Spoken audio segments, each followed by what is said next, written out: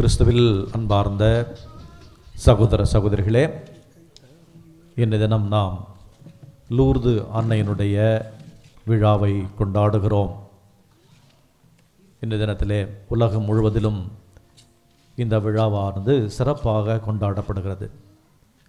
இந்த லூர்து அன்னையினுடைய விழாவை ஒட்டி இந்த தினம் நோயாளிகள் எல்லாம் மந்திரிக்கிற, அவர்களுக்கு நலமளிக்கிற, ஆசீர் வழங்குகிற நிகழ்ச்சியும் எல்லா கோவில்களிலும் நடந்து கொண்டிருக்கிறது.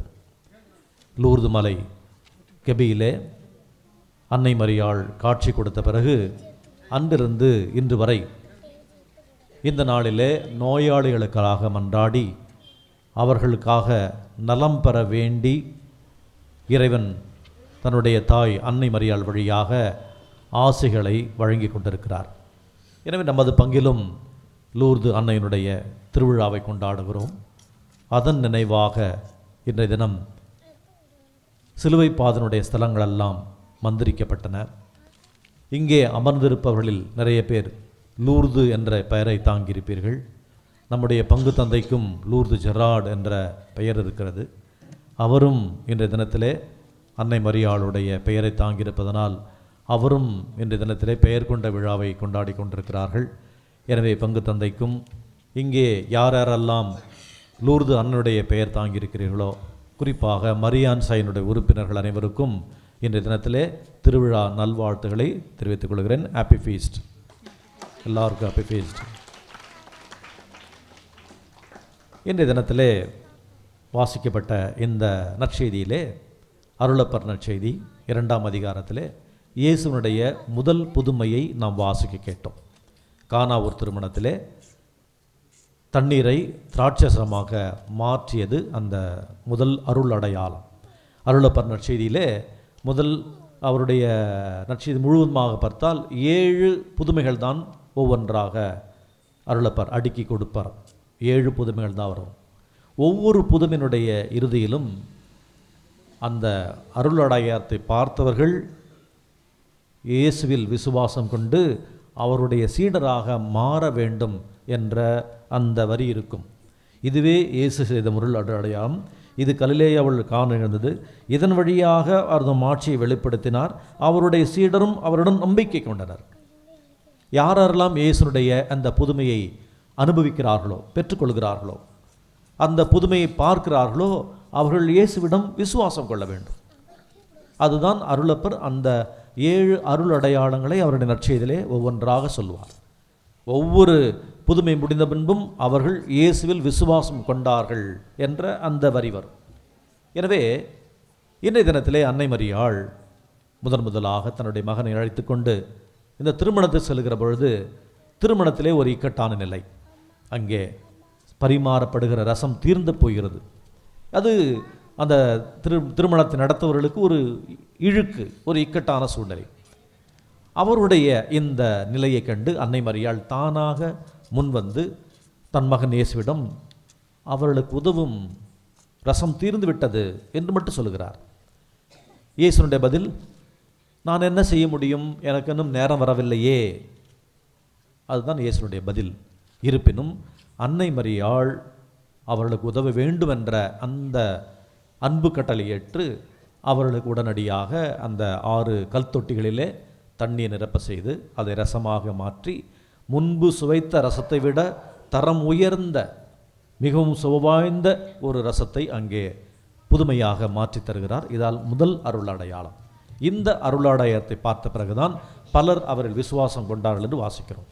எனவே இந்த நற்செய்தி வழியாக அன்னை மரியாள் யாரெல்லாம் இக்கட்டான சூழலில் இருக்கிறார்களோ அவர்களுக்கு தானாக முன்வந்து உதவுகிற தாயாக இருக்கிறார்கள். இதே போல தான் லூக்காஸ் நற்செய்தியிலே 1 அதிகாரத்திலே படிக்கிறோம். அன்னை மரியாள் தன்னுடைய உறவினர் எலிசபெத்து பேறுகால வேதனையில் இருக்கிற பொழுது தானாக முன்வந்து அவருடைய ஊருக்கு சென்று அவருக்கு பணிவிடை செய்கிறார். ஏனென்றால் கர்ப்பிணி பெண்கள் ஒரு சில வேலைகளை செய்ய முடியாது, வேகமாக நடக்க முடியாது, உட்கார்ந்து எந்திரிக்க முடியாது, தங்களுக்கு தேவையான வேலைகளெல்லாம் செய்து கொள்ள முடியாது என்பதை உணர்ந்து அன்னை மரியாள் அவருடைய இடத்திற்கு சென்று தானாக அவர்களுக்கு உதவுகிறார். அந்த பகுதியிலும் பார்க்கிறோம், அன்னை மரியாள் மற்றவருக்கு உதவுகிற ஒரு தாயாக காட்டிக்கொள்கிறார். அதே லூக்காஸ் நற்செய்தியில் நல்ல சமாரியன் ஊமையை பார்க்கிற பொழுது ஒருவர் அடிபட்டு கிடக்கிறார். அந்த வழியாக போகிறவர்கள் அவர் மீது இரக்கம் காட்டாமல் வேடிக்கை பார்த்து கொண்டு போகிறார்கள். ஆனால் யூதர்கள் யாரை வேண்டாமென்று தீண்டத்தகாது என்று ஒதுக்கி வைக்கிறார்களோ சமாரியர், அதில் ஒருவர் தான் முன்வந்து அந்த காயப்பட்டவருக்கு தூக்கி அவருக்கு தேவையான முதலுதவிகளெல்லாம் செய்து காயத்திற்கு மருந்து போட்டு தன்னுடைய வாகனத்தில் எடுத்து சென்று போய் மருத்துவரிடம் காட்டி அவரை அந்த மருத்துவமனை சேர்த்து இவரை பார்த்து கொள்ளுங்கள் என்று தன்னிடம் இருக்கிற காசை கொடுத்து, அதிகமானால் திரும்பி வருவது தருகிறேன் என்று அவரே முன்வந்து உதவி செய்கிறார். எனவே இந்த நற்செய்தியும் சரி, நான் சொன்ன லூக்காஸ் நற்செய்தியில் முதலில் வருகிற அந்த செய்தியிலும் சரி, இப்பொழுது நல்ல சமாரியன் கதையும் சரி, தானாக முன்வந்து உதவ வேண்டும் என்ற மையக்கருத்தை இந்த நற்செய்தியெல்லாம் நமக்கு சொல்லுகிறது. அதே போல நற்செய்தியிலே ஒரு செல்வந்தன், தனக்கு அதிகமாக விளைச்சல் வந்துவிட்டது, அறுவடை அதிகமாகிவிட்டது.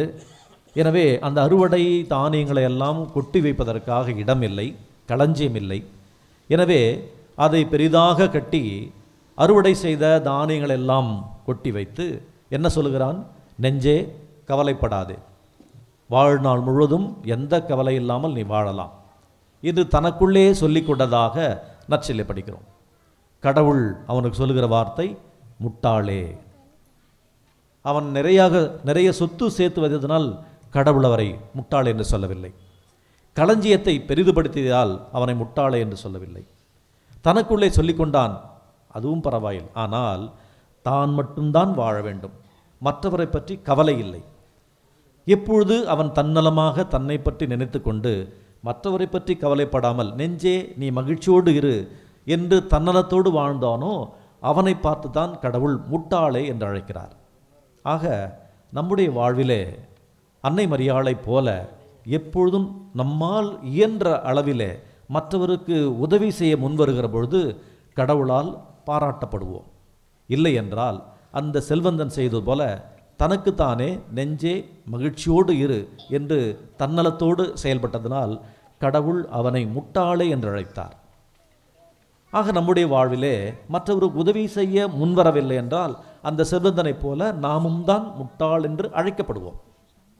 இன்றைய நாளிலே லூர்து அன்னை இந்த திருவிழாவிலே அன்னை நமக்கு கற்பிப்பதெல்லாம் நம்மை எப்படி நேசிக்கிறோமோ அதை போல மற்றவரை நேசிக்க வேண்டும், மற்றவருக்கு முன்வர நாம் தயாராக இருக்க வேண்டும் என்ற இந்த செய்தியை தான் தருகிறார். நம்முடைய இந்தியாவிலே வாழ்ந்த புனிதர் அன்னை தெரேசா கொல்கத்தாவிலே வாழ்ந்து கொண்டிருந்த பொழுது அவரிடம் ஒருவர் ஓடோடி வந்து, பக்கத்து தெருவிலே ஒரு தாய் பிள்ளைகளோடு பட்டினியாக கிடந்து கொண்டிருக்கிறார்கள், அவர்களுக்கு சாப்பிடுவதற்கு ஒன்றும் இல்லை என்ற செய்தியை அவர்களுக்கு சொல்லுகிறார்கள். அன்னை தெரேசா தன்னுடைய மடத்தில் இருக்கிற சாப்பாட்டுக்கு தேவையான அரிசி மற்ற இதர பொருட்களை எல்லாம் எடுத்துக்கொண்டு அந்த தெருவில் வாழ்கிற அந்த ஏழை பெண்ணிடம் சென்று கொடுத்து உடனடியாக இதை சமையல் செய்து பிள்ளைகளுக்கு கொடு என்று சொல்லுகிறார். அந்த தாய் வாங்கி அதை ரெண்டாக பிரித்து ஒரு பகுதி எடுத்துக்கொண்டு அவர் இன்னொரு தெருக்கு ஓடுகிறார். அப்பொழுது அந்த அன்னை தெரேசா, நான் இந்த அரிசியை வைத்து சாப்பாடு தானே செய்ய சொன்னேன், எங்கே போகிறாய் என்று கேட்கிற பொழுது, என்னைப் போலவே இன்னொரு பெண்ணும் தன்னுடைய பிள்ளைகளோடு பட்டினியாக கிடந்து கொண்டிருக்கிறார்கள், அவர்களுக்கு இதை நான் கொடுக்க வேண்டும் என்று சொல்லி எடுத்துக்கொண்டு ஓடுகிறார்கள். இதுதான் என்னைப் போலவே மற்றவர் இருக்க வேண்டும், மற்றவருடைய துன்பத்திலே நான் பங்கு கொள்ள வேண்டும், மற்றவருக்கு எப்பொழுதும் உதவ முன்வர வேண்டும். எப்பொழுது மற்றவருடைய துன்பம் என்னுடைய துன்பமாக ஆகிறதோ அப்போல்லாம் நாம் மற்றவருக்கு உதவி செய்ய தானாக முன்வருவோம். மற்றவருடைய துன்பத்தை பற்றி எனக்கு கவலை இல்லை, மற்றவர்கள் கஷ்டப்படுவது எனக்கு எந்தவித பாதிப்பும் இல்லை. என்னுடைய வாழ்வு வேறு, அவங்களுடைய வாழ்வு வேறு, நான் மட்டும் நல்லா இருந்தால் போதும், மற்றபடி கவலை இல்லை அப்படின்னு சொல்லும் பொழுது கண்டிப்பாக மற்றவர்களுக்கு உதவி செய்ய நமக்கு மனதே வராது. ராமகிருஷ்ண பரமஹம்சர் என்ற இந்து முனிவர் இருந்தார். அவர் ஒரு நாள் தன்னுடைய சீடரோட ஆற்றுல படகில் போயிட்டு இருந்தார், அந்த கரைக்கு போயிட்டு இருந்தார். கரையை நெருங்கும்பொழுது ராமகிருஷ்ண பரமஹம்சர் வலியால் துடிச்சாராம். ஐயோ ஐயோன்னு துடிச்சாராம். என்னன்னு பார்த்தா ஒரு முதுகில் அவருடைய சட்டையெல்லாம் கழட்டி பார்த்தாக்கா முதுகில் ரத்தமாக ஒழியுது. எப்படி வந்து தெரியல, நல்லா தான் இருந்தார், திடீர்னு கத்துறாரு, வலியால் துடிக்கிறாரு, முதுகில் ரத்தமாக ஒழியுது. என்ன அப்படின்னு கேட்குற பொழுது அவர் அடுத்த கரையை சுட்டி காட்டுறார், அங்கே பாருங்க அப்படின்ட்டு. அங்கே ஒரு 4 பேர் ஒரு அப்பாவியை சேர்ந்து அடிச்சிட்ருக்கிறாங்க. அப்போ அந்த அப்பாவி அந்த 4 பேரால் அடி வாங்கி ரத்தம் சிந்ததுனால அதே துன்பம் தனக்கும் இருப்பதை உணர்கிறார். இதுவரை நல்லா இருந்தவர் அவர்களை பார்த்த பிறகு தனக்கும் அந்த துன்பம் வருவது கத்துகிறார். ஆக யார் மற்றவருடைய துன்பத்தை என்னுடைய துன்பமாக பங்கெடுக்கிறார்களோ, பாதியாக பங்கெடுத்துக் கொள்கிறார்களோ, துன்பத்திலே பங்கு கொள்ளுகிறார்களோ, அதை மனதார உணர்கிறார்களோ, அவர்களுக்குத்தான் இந்த உதவி செய்கிற குணம் வரும். நம்முடைய அன்றாட வாழ்வில் பார்க்கிற பொழுது இப்பெல்லாம் மனிதன் ஒரு கூட்டு குடும்பமாக சமூகமாக வாழ வேண்டியவன் பிரித்து தனித்தனியாக வாழ ஆரம்பிக்கிறான். மற்றவரோடு எந்த தொடர்பும் இல்லை. அவர்கள் வேற, நான் வேற, அவங்க குடும்பம் வேற, என்னுடைய குடும்பம் வேற.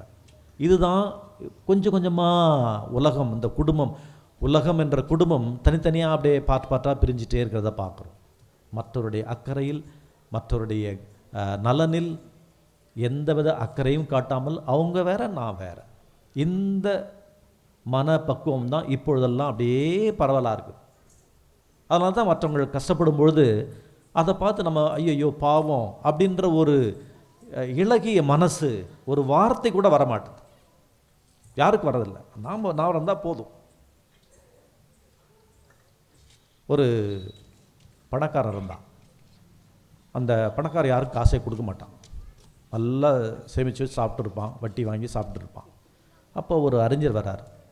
அவர் வந்து ஐயா எனக்கு பணம் இல்லை, கொஞ்சம் உதவி செய்யுங்களேன் அப்படின்னு கேட்குறாரு. அப்போது அந்த பணக்காரன் கொடுக்கலாமா வேண்டாமா அப்படின்ற ஒரு மனத்தில் அவன்கிட்ட அந்த அறிஞர்கிட்ட ஒரு நிபந்தனை போடுறார். சரி உனக்கு பணம் தரேன், நான் ஒரு கேள்வி கேட்குறேன், அதுக்கு பதில் சொல்லு அப்படின்றார். என்ன கேள்வி அப்படின்னா, என்னுடைய 2 கண்ணில் ஒன்று இயற்கையான கண், இன்னொன்று செயற்கையாக வைக்கப்பட்ட கண், 2 ஒரே மாதிரி தான் இருக்குது. நீங்கள் கண்டுபிடிச்சி எந்த கண் இயற்கையான கண், எந்த கண் செயற்கையான கண் கண்டுபிடிச்சி சொல்லு, அப்போ பணம் தரேன் அப்படின்றாராம். அந்த அறிஞர் உத்து பார்த்துட்டு, உங்களுடைய இடது கண் தான் செயற்கை கண், வலது கண் தான் இயற்கையான கண். ஏனென்றால் அந்த செயற்கையாக வைக்கப்பட்ட கண்ணில் தான் கொஞ்சம் இரக்கம் தெரியுது. இயற்கையிலே இருக்கிற கண்ணில் இரக்கமே இல்லை, கண்ணில் தண்ணியே வரல. செயற்கையாக வைக்கப்பட்ட கண்ணில் தான் கொஞ்சம் இரக்கம் தெரியுது, அதுதான் செயற்கை கண் என்று சொன்னார். அவர் தான் அறிஞர் மார்க் ட்வைன். ஆக மற்றவருடைய துன்பத்தை பார்க்கிற பொழுது நம்ம கண்ணில் தண்ணி வரும், தானாக வரணும், இயற்கையாக வரணும். அப்போ தான் மற்றவருடைய துன்பத்தை நம்ம பங்கெடுக்கிறோன்னு அர்த்தம். இல்லைன்னா அது மனசில் அதாவது மற்றவங்க சொல்லிக் கொடுத்து வராது, தானாக வரணும். இந்த நற்பண்பை தான் அன்னை மரியாள் தன்னுடைய இந்த நாளிலே, திருவிழா நாளில் நமக்கு சொல்லிக் கொடுக்கிறார்கள். எனவே அன்பார்ந்தவர்களே, ஒரு கேள்வி கேட்கலாம், ஃபாதர் என்கிட்ட என்ன இருக்குது, நாங்களாம் பெரிய பணக்காரரா, நாங்களாம் மற்றவங்களுக்கு கொடுக்கறதுக்கு? பணம் முக்கியமல்ல, பொருள் முக்கியமல்ல, மனது இருந்தால் போதும். இளகிய மனது, மற்றவருடைய துன்பத்திலே பங்கு கொள்ளுகிற அந்த மனது இருந்தால் போதும். யாராவது கஷ்டப்படுறாங்க, அவங்க பக்கத்தில் கொஞ்ச நேரம் உட்காந்து பேசுங்களேன், பக்கத்தில் உட்காந்துருங்க, அதுவே போதுமே. நம்மளும் கொடுக்க தேவையில்லையே. ஏன்னா நம்மகிட்ட பணம் இருந்தால், பொருள் இருந்தால் நம்ம பணக்காரங்களாம் அதை கொடுக்கலாம். நாமளும் அந்த நிலையில் தான் இருக்கிறோம். மற்றவருடைய துன்பத்தில் பங்கெடுக்கிறது, பக்கத்தில் உட்காந்து பேசுங்க, அவங்களோட பேசுங்க, என்ன ஆச்சுன்னு கேளுங்க. அப்பொழுது அவங்க என்ன நினைப்பாங்க, நம்ம துன்பத்தை கேட்கறதுக்கு ஒருத்தர் வந்திருக்காங்களே அப்படி நினைக்கும் பொழுது அவங்களுடைய துன்பம் பாதியாக குறையும். யாரும் அதை கண்டுக்கலன்னு வச்சுங்களேன், துன்பப்படுறாங்க, யாருமே பார்க்கல, பேசலை, அதுதான் மிகப்பெரிய வேதனையாக இருக்கும். எங்களுடைய மறைமாநிலத்தில் கூட குருக்கள் இருக்கிறார்கள். இந்த 75 வயது ஆன பிறகு எம்மாவுஸ்ன்ற இடத்துல போயிட்டு, பாண்டிச்சேரியில் அந்த ஸ்டேடியத்துக்கு முன்னாடி ஒரு இடம் இருக்கும், எம்மாவுஸ் ஹவுஸில் போயிட்டு அவங்கள 75 வயதுக்கு அப்புறம் வயசாகிடுச்சின்னு சொல்லிட்டு அவங்க வச்சுருவாங்க. இதுவரையில் பல்வேறு நிறுவனங்களில், பல்வேறு பங்குகளில், பல்வேறு முக்கியமான பொறுப்புகளில் பங்கெடுத்த வேலை செய்த அந்த அருட்தந்தையர்கள் எல்லாம் அங்கே போனப்போ தனிமையாக இருக்கணும். அதுதான் உங்களுடைய வாழ்வில் அனுபவிக்கிற மிகப்பெரிய கொடுமை. யாரும் போய் பார்க்க மாட்டாங்க. சாமியார் நாங்கள்லாம் போனாலும் பிஷப் ஹவுஸ் அதோட பார்த்துட்டு வந்துகிட்டே இருப்போம். அந்தாண்ட 2 தெரு தள்ளி போகவே மாட்டோம். போகும்னு நான் நினைக்கூட எப்பயாவதோட போவேன். ஆனால் நாங்கள் போய் பேசும்பொழுது அவங்களுக்கு அவ்வளோ சந்தோஷமாக இருக்கும். ஏன்னா இது வரையும் யாரும் இத்தனை வருஷமாக ஓடி ஓடி வேலை செஞ்சவங்க இப்போ எதுவுமே இல்லாமல் பேசுகிறது கூட ஆள் இல்லாமல் ஒரு ரூமில் அடைச்சி வச்சுட்டு இருக்கும்போது அதை விட மிகப்பெரிய கொடுமை வேற ஒன்றும் இல்லை. மற்றடைய துன்பத்தில் போய் பங்கெடுக்கும் பொழுது, பேசுகிற பொழுது ஆறுதலாக இருக்கும். எனவே அன்பார்ந்தவர்களே, அன்னை மரியாளுடைய விழாவை கொண்டாடுகிறோம். மற்றவருடைய துன்பத்திலே நாம் எப்பொழுதும் பங்கெடுக்க வேண்டும். மனதார உணர வேண்டும். அவள் உதவ வேண்டும் என்ற மனது வர வேண்டும். கண்களில் இல்லை இறக்க வர வேண்டும். அதுதான் நாம் உண்மையான கிறிஸ்தவர்கள், அன்னை மரியாளுடைய புதல்வர்கள், புதவிகள் என்று அர்த்தம். எனவே இந்த திருவிழாவிலே அன்னை மரியாளைப் போல நாம் எப்பொழுதும் மற்றவரோடு மற்ற மேல் இரக்கமுள்ளவர்களாக, இரக்கத்தினுடைய வெளிப்பாடாக உதவ முன்வருவர்களாக இருக்க வேண்டும் என்று மன்றாடுவோம். அன்னை மரியாளுடைய பெயர் தாங்கிய அனைவருக்கும் மீண்டும் வாழ்த்துக்களை தெரிவித்துக் கொண்டு, அன்னை மரியாளைப் போல நீங்களும் எப்பொழுதும் உதவுகிறவர்களாக, நல்மனம் படைத்தவர்களாக, தாராள உள்ளம் கொண்டவர்களாக வாழ வேண்டும் என்று இத்திருப்பலியில் தொடர்ந்து மன்றாடுவோம். ஆமென்.